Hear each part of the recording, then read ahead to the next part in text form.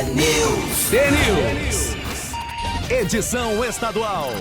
Apresentação Marely Martins. 6h31, bom dia. Hoje é sexta-feira, 21 de setembro de 2018. Está começando a nossa edição do T-News para todo o estado do Paraná. Sejam todos muito bem-vindos. Rádio T apresenta entrevista com os candidatos nas eleições de 2018. E hoje nós damos sequência à nossa rodada de entrevistas com os candidatos ao Senado. Lembrando que todos os candidatos têm 25 minutos, o tempo é igual para todos. Abordamos os temas envolvendo a trajetória política de cada um, as experiências dos candidatos representando os paranaenses em cargos políticos, a representatividade do Paraná no Senado, as prioridades dos candidatos, caso sejam eleitos, e ao final todos têm 30 segundos para responder a seguinte pergunta: qual será o diferencial do seu mandato como senador representante do Paraná? E hoje o nosso convidado é o candidato do PSDB, o ex-governador do Paraná, Beto Richa. Bom dia, Beto Richa. Bom dia, Marely, a equipe da Rede T de rádios, e um bom dia especial a todos os ouvintes que nos acompanham.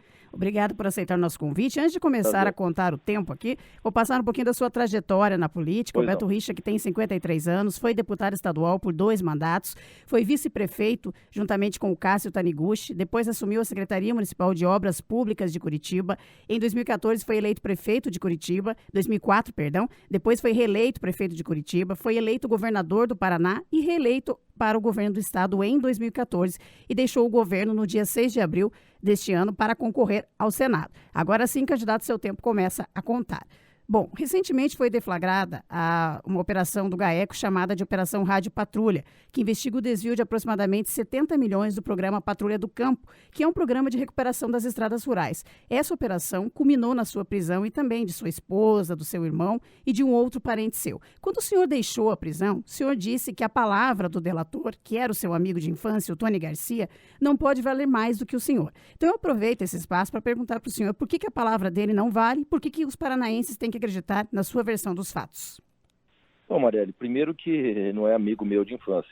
Eu conheci fora do ambiente político, na prática de esportes, de automobilismo especificamente. E as acusações não têm credibilidade.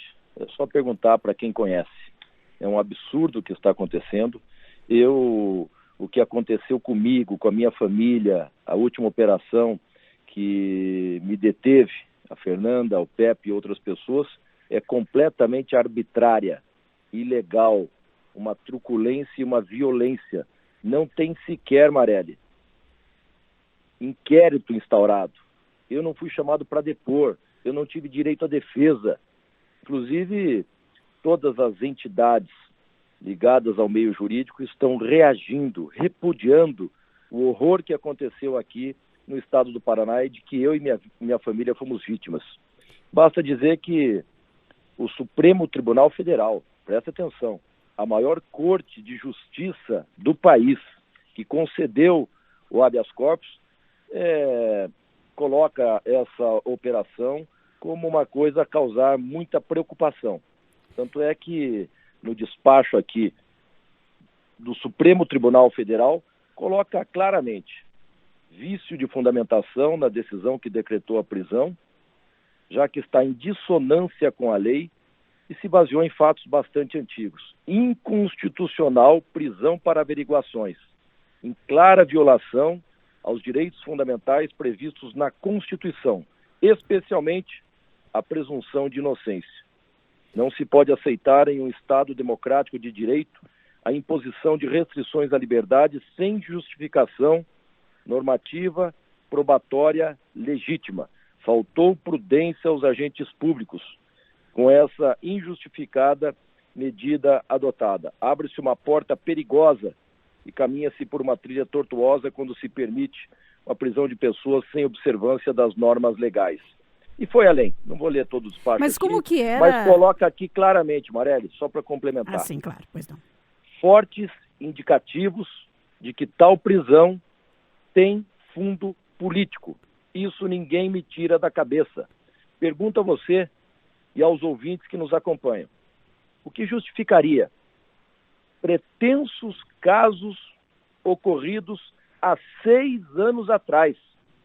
Mas culminar com essa prisão poucos dias da eleição. Não há dúvida que é motivação política.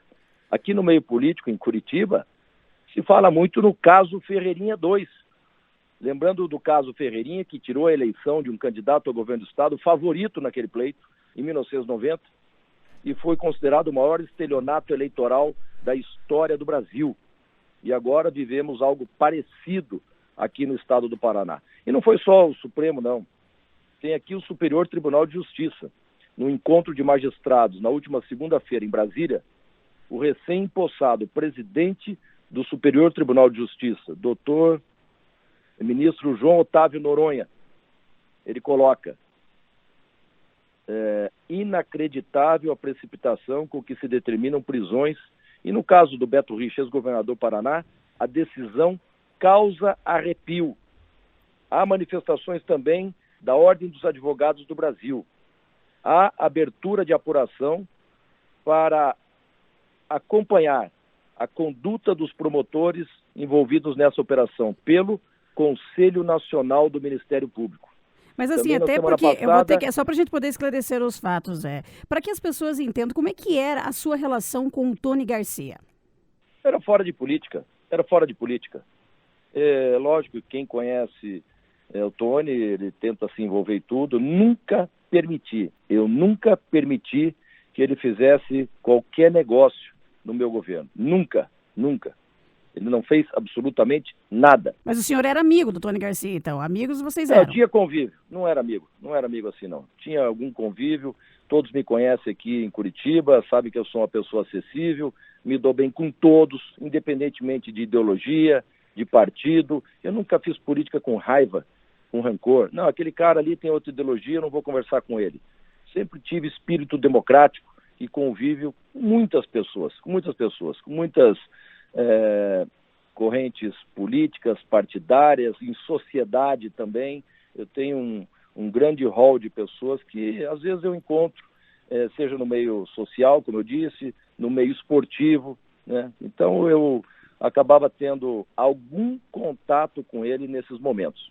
Quando o senhor diz que tentaram destruir a sua candidatura ao Senado, eu gostaria que o senhor dissesse, então, quem é que está tentando destruir a sua candidatura? Ah, Marelli, se deixasse a digital na cena do crime, seria fácil.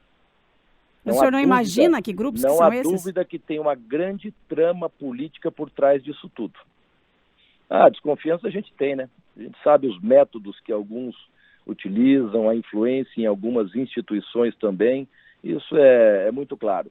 Mas eu não posso aqui, como eles foram, ser leviano e fazer acusações. A gente tem fortes desconfianças, porque não há dúvida que houve motivação política. Interferir num pleito eleitoral a poucos dias do dia das eleições, onde a minha candidatura era favorita para ocupar uma das vagas, estava crescendo nas pesquisas, nada justifica isso. Justifica uma prisão se o indivíduo está para fugir, se o indivíduo está manipulando provas, constrangendo testemunhas. Eu estava em campanha, gente. Eu estava andando nas ruas, eu era visto todo dia, ou pessoalmente, ou através de entrevistas, todos os dias, com uma grande massa de pessoas. Eu estou indignado pelo ocorrido, pela violência, pela ilegalidade, pela truculência de que nós somos vítimas. É uma grande injustiça, Marelli. E quem se cala diante da injustiça, diante da truculência, pode ter certeza, está entrando na fila das futuras vítimas. É perigosíssimo o que está acontecendo nesse país, nesse momento. Nós não podemos aceitar esse tipo de comportamento. Eu estou repudiando com todas as minhas energias. A violência que fizeram aqui na minha casa, me tirando de casa, eu e a Fernanda, na frente do meu filho menor, que ficou, coitado, paralisado, atônito, diante de toda aquela cena que, lamentavelmente, ele presenciou. Meu irmão, a mesma situação. E, Marelli, eles invadiram a casa da minha mãe. Até agora, não encontro justificativa para isso. Está nos autos o seguinte, que eu era visto com muita frequência naquele endereço da minha mãe, na rua Gutenberg. Eu não sabia onde era. Eu estava detido ainda e tomei conhecimento, através dos advogados, que tinham invadido a casa da minha mãe. Falei, mas, gente, por que será? Por que ir à casa da minha mãe? Não, porque tinha uma denúncia anônima que você era visto com muita frequência lá, e o seu irmão também. E não é verdade. Eu vi a minha mãe, porque ela me visitava praticamente toda semana, lá no Palácio Iguaçu, ia ao meu gabinete me abraçar. Final de semana, muito na casa do meu irmão, que é uma residência térrea, e reunia sempre a família, um churrasco, minha mãe faz uma bela feijoada, e às vezes ela veio aqui em casa. Mas na casa dela mesmo, eu fui meia dúzia de vezes. Um apartamento simples, é aniversário dela, né, do companheiro dela, e não é possível, acho que meia dúzia de vezes. Não, você não está entendendo. É no outro endereço dela, na rua Gutenberg. Aí eu arrepiei o cabelo. Lá eu estive, Marelli, quando ela comprou há 10, 12 anos atrás e nunca mais pisei. Por quê? Porque ela não mora lá. Ela mantém essa residência, mas ela não mora lá. E, gente, eu sou uma figura pública. Eu não entro em nenhum lugar do Paraná, possivelmente do Brasil, anonimamente. Se eu tivesse ido com tanta frequência ao apartamento na rua Gutenberg, aqui em Curitiba, os pedestres teriam me visto, o porteiro, funcionários, moradores do prédio. É um crime. Escutem o que eu estou falando, é um crime o que fizeram comigo. Se houve essa denúncia anônima, se houve, é um crime. Se não houve, é um crime maior ainda, porque é um crime institucional inventar essa historinha para dar uma incerta. O que eles quiseram fazer, Marelli? Me associar ao grande crime de repercussão nacional do deputado lá em Salvador, que guardava grandes somas no apartamento da sua mãe. Eles quiseram fazer essa associação, dar uma incerta. Gente, é assustador o que está acontecendo, é assustador. Não encontra-se explicação de forma alguma, mínima que seja. Candidato, eu gostaria que o senhor... Eu tive direito à defesa, gente. Eu gostaria que o senhor esclarecesse também para os ouvintes, é importante a sua versão dos fatos, é claro, em relação a esse áudio que vazou, quando o senhor fala da questão de já entrou um tico-tico lá que estava atrasado. O que é esse tico-tico? Estou perguntando para o senhor o que é o tico-tico. Não, tudo bem. Ontem eu chamei a atenção do repórter na entrevista ao vivo no Bom Dia Paraná na Globo, o Soler. Ele fez a mesma pergunta sua. O que eu disse a ele, digo a você. Por favor, leia os autos. Eu, conversa de 6, 7 anos atrás, eu fui ver nos autos. É um relato de uma fala do empresário. Pode ler lá, você vai me dar razão. Estão disseminando aí que seria propina. É um relato onde fica muito claro nos autos que o empresário fala que recebeu uma pequena quantia, dito por ele, tico-tico, de pagamentos atrasados pelos serviços prestados na Patrulha do Campo. Leia lá nos autos. É o empresário que fala que recebeu então, uma isso não é parcela. propina, é um pagamento atrasado, não é propina. Claro que não. Leia nos autos, por favor, Marelli. Leia nos autos para ajudar a trazer a verdade à tona. E vou te dizer mais, Marelli. Eram, não sei, dezenas de equipes de Patrulhas do Campo. Anteontem eu recebi a visita, em momentos diferentes até, de técnicos da Codapar, responsáveis pela gestão desse programa. A satisfação é maravilhosa. Quando não é 100%, é 97%, nos 202 municípios onde passou a Patrulha do Campo. A qualidade do serviço é reconhecida por todos. Ficou lindo, parecia um asfalto. Mas o senhor nunca desconfiou que havia esse esquema de corrupção na Patrulha do Campo? Mas e quem disse que havia? A senhora acha que nem existe o esquema, então? É o delator. O empresário, no depoimento, disse que entregou nas mãos dele.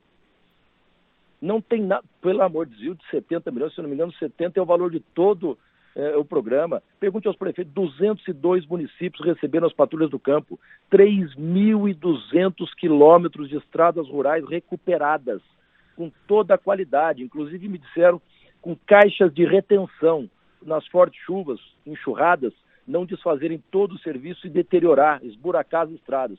Caixa de retenção, isso ajudou a saúde no trânsito de ambulâncias, ajudou a educação com transporte escolar. Tem depoimentos, vão me trazer hoje, posso até te passar depois, depoimentos de professoras. Eu não podia dar aula quando chovia, era intransitável essa estrada rural. E outra, a estrada rural é municipal, não seria nem obrigação do Estado. E outros depoimentos também de escoamento da safra, nas fortes nos momentos de grande colheita, de safra agrícola, também muitas vezes os caminhões ficavam encalhados, atolados no lamaçal. E tem depoimento, inclusive, dramático, de uma pessoa que diz, se tivesse feito essa estrada antes, que a gente aguardava tanto tempo, quem sabe eu não tinha perdido meu pai num acidente por causa dos buracos na estrada. Os depoimentos são lindos. A pesquisa de avaliação, quando não é 100%, é 97%. Então, é muita mentira, as pessoas querendo desfazer as coisas boas que nós fizemos no estado do Paraná. 70 milhões, me parece, é toda a patrulha. São, eu não me lembro bem, vamos dizer lá, 30 patrulhas do campo, ou mais. Cada uma com 13, 14 equipamentos, patrolas, pá carregadeiras, 2 caminhões enormes para transportar todas essas máquinas, terraplanagem, veículos leves, é um espetáculo. E vou te dizer mais, Marelli, para concluir. As empresas levaram prejuízo. Todas elas entraram com ação contra o governo do estado. Para você ver se tinha acerto ou não. Falam do Joel Malucelli, até onde eu sei, um empresário de respeito aqui no estado do Paraná, muitas pessoas o conhecem. Ele nem ganhou a licitação. Ele foi preso também. Ele nem ganhou, ele perdeu a licitação, ele não participou, ele não operou nenhuma das equipes. O outro lá, o Celso, também foi preso, esse que fala do recebido atrasado, pagamento atrasado, esse também, ele entrou porque uma empresa ganhou 2 lotes e não tinha acervo para participar de 2 lotes, era restrição da licitação. Aí ele foi eliminado e o Celso entrou como segundo colocado. Então todos os indícios estão ali. O que não se pode hoje são ilações maldosas o tempo todo, trazendo um prejuízo seríssimo à honra das pessoas. Nós estamos conversando com o candidato e ao eleitoral Senado. Nesse caso. Estamos conversando com o candidato ao Senado pelo PSDB, Beto Richa, e logo que o senhor foi preso, os 2 candidatos que estiveram no seu governo nas eleições, o Ratinho Júnior do PSD, que foi secretário de Desenvolvimento Urbano, e a Cida Borghetti, que foi sua vice-governadora, passaram a fazer discursos contrários ao senhor, ou seja, não o defenderam. É normal, né, Marelli? Então, isso eu queria perguntar. Até a Cida Borghetti pediu a sua saída da coligação. O senhor considera esse tipo de atitude um tipo de ingratidão ou traição? Eu deixo a avaliação para você e a todas as pessoas que nos ouvem. Acho que não preciso eu dizer, está muito claro.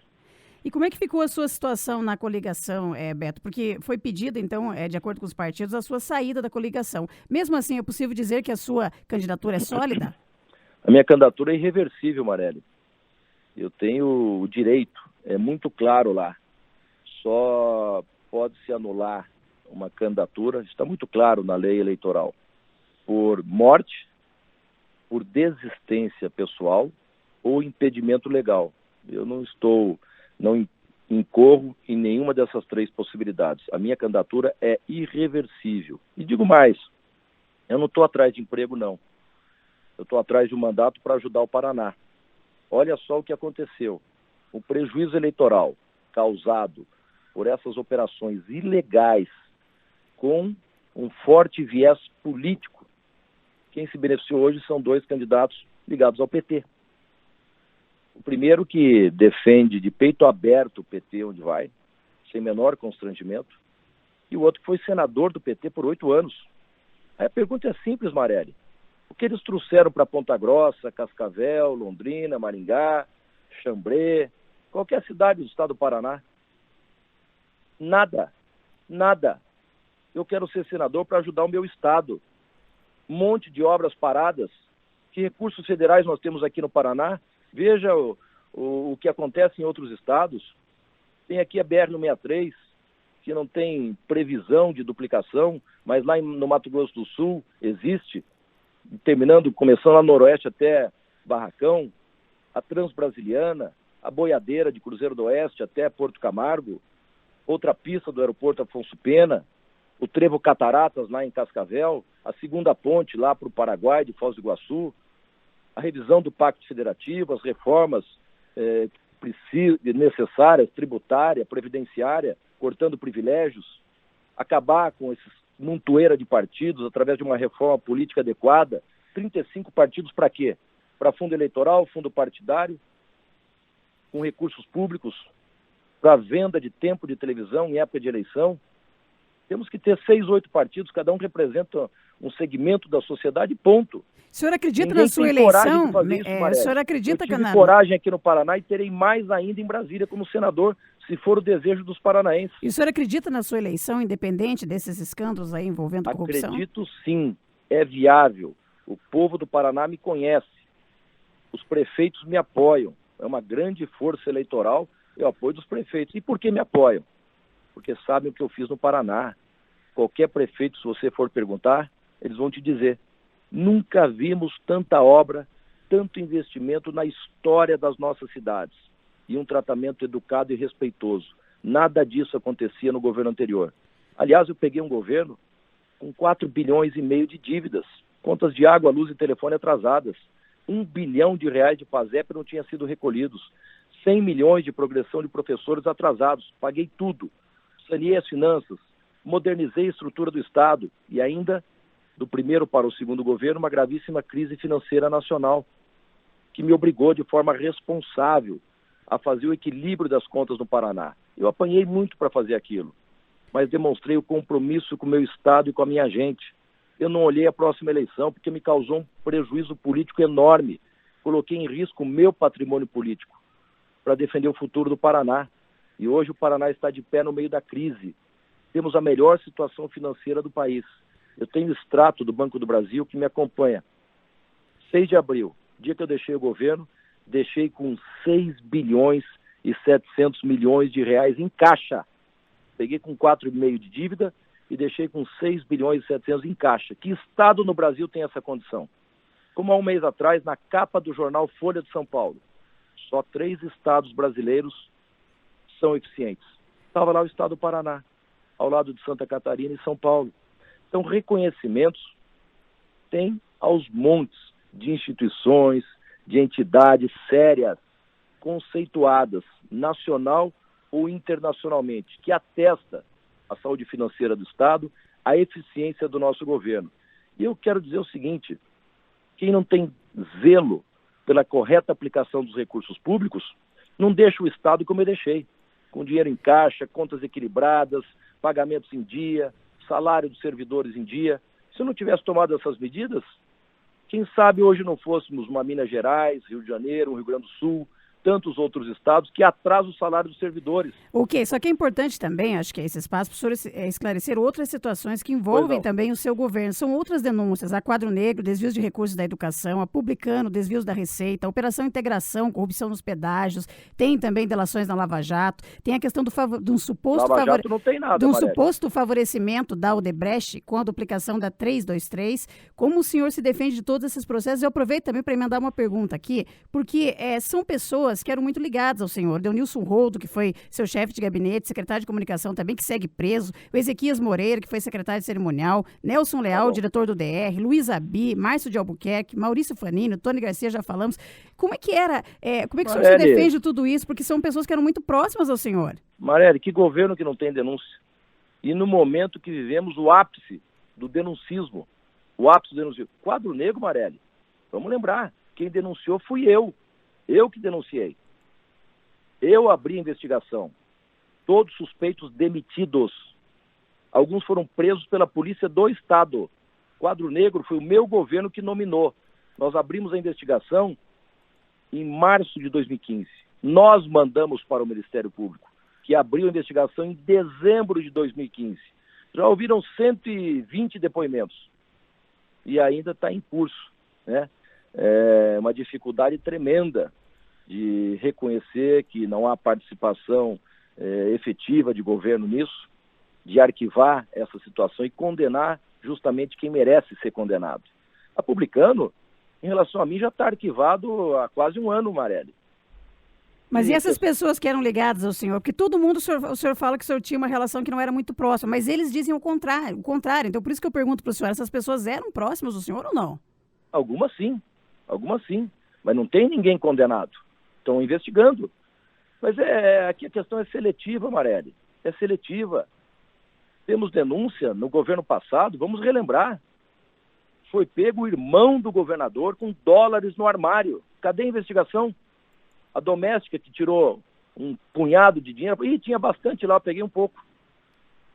O que acontecia no Porto de Paranaguá, teve prisões lá no governo anterior. Olha o Porto hoje, referência nacional. Não tem mais filas quilométricas de caminhões que chegavam próximos de Ponta Grossa, lá no Espreia. Olha as denúncias dos cavalos. Eu fiquei detido no regimento, Marelli. Os policiais lá diziam que tinha mais cavalo do governador do que do estado aqui. Uma confusão do público com o privado. 88 cavalos. O levantamento que custou 8 milhões de reais. Cadê a investigação? Dinheiro público, 8 milhões de reais.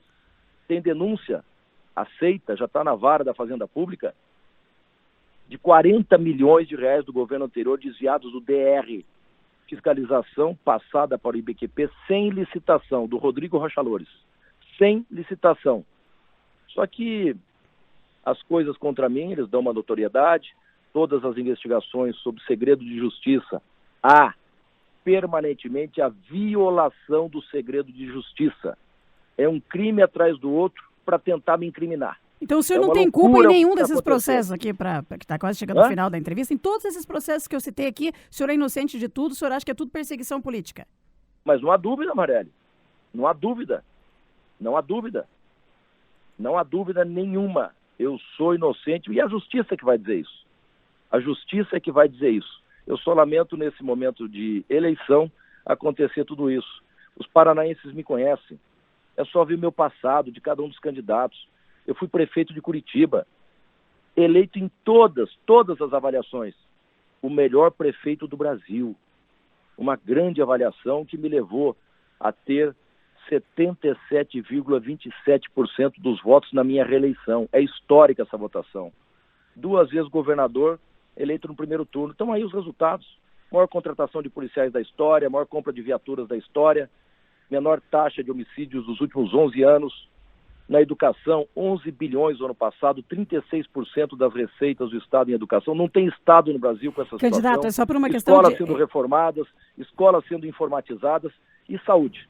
Saúde, pergunte, entra em qualquer hospital. Por uma questão de tempo Paraná. aqui, que daqui a pouco... Público e privado, Santas Casas de Misericórdia e os helicópteros.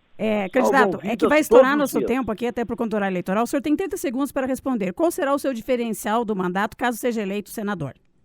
Eu quero ser senador de verdade. Senador com as credenciais de quem foi o melhor prefeito do Brasil, quem deixou o Estado com a melhor situação financeira, fiscal, desenvolvimento desse país. Chega de senadores com politicagem, com demagogia, com enganação. Menos política e mais ação. Menos política e mais trabalho. Não temos mais que ter senadores com bandeiras político-partidárias. A bandeira que estará na minha mão é a bandeira do Estado do Paraná, para defender os interesses do nosso Estado e do nosso povo. Serei um senador que vai fazer a diferença e orgulhar todos os paranaenses. Ok, conversamos com o candidato ao Senado, Beto Richa, do PSDB. Agradeço a sua participação aqui na Rádio T, candidato, e um bom dia. Bom dia, Marelli. Um bom dia a todos. Fiquem com Deus. Rádio T, eleições 2018. Da sua decisão, nós fazemos a informação.